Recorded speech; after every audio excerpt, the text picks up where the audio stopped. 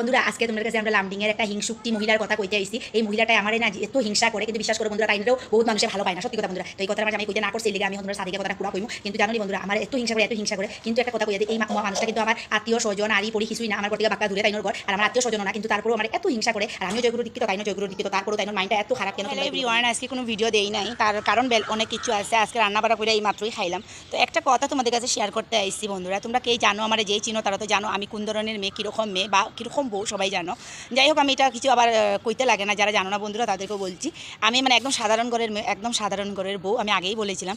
তো অ্যাকচুয়ালি কী হয়েছে, আমি যখন বিয়ে হয়ে শ্বশুরবাড়িতে গেছি তারাও কোনো ভিডিও বানালেও কোনো প্রবলেম নাই, আমার শাশুড়ি মারও নাই, আমার জামাইরও নাই, বাকি যে কাউরও আমি দেখি নাই প্রবলেম। তো আমি ভিডিও বানাইতাম। তো যাই হোক, আমি একদিনকে মানে আমার ভালো কাজেও তারা খারাপ পাইতো। একটা মহিলা আছে অনেকটা খারাপ আমারে পায়।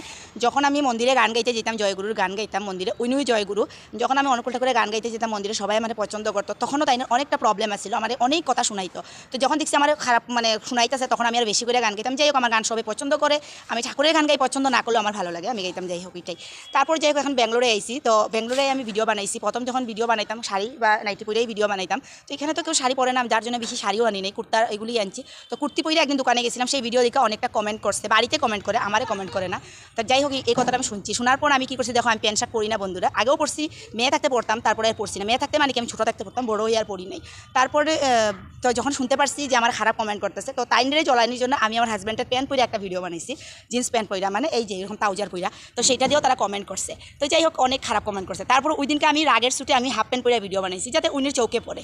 তো এই কথাটা মানে আমি কইতে চাইছি, মানে যে তোমার দিকে বেশি জ্বলে তারা একটু জ্বলাইতে আমার ভালো লাগে। তো যাই হোক, আমার দিকে এত খারাপ পাইতেছে তারা, নেগেটিভ। তো যার জন্য আমি হাফ প্যান্ট পরে ভিডিও বানিয়েছি। এইটা ভিডিও নিয়ে তারা এখন এত সমালোচনা করতেছে, কইতেছে নাকি আমি ধনী হয়ে গেছি, মানে কি একটা কথা জানি কইছে, হ্যাঁ কোম্পানির মাছ বেশি পানিতে পড়ে গেছে। তো দেখো বন্ধুরা, এইগুলি কথা শুনে কতটুকু খারাপ লাগতে পারে। আমি যদি বেশি পানিতে পড়ে যেতাম তাহলে তো আমি বাড়িতে থাকতাম, বিদেশে আইতাম কেন?